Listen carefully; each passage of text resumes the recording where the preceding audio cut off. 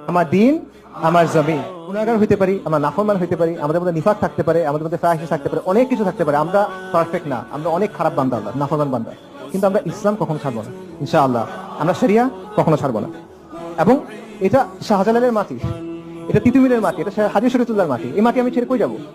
কারো যাইতে হলে অন্যরা যাবে, আমরা যাওয়ার কিছু নাই। এটা আমাদের মাটি ছিল, এটা আমাদের মাটি থাকবে। এই জমিনে শত শত বছর ধরে মুসলিমদের শাসন ছিল, সমৃদ্ধ শাসন। একসময় বাংলা ছিল পুরো ওয়ার্ল্ডের একটা হাব।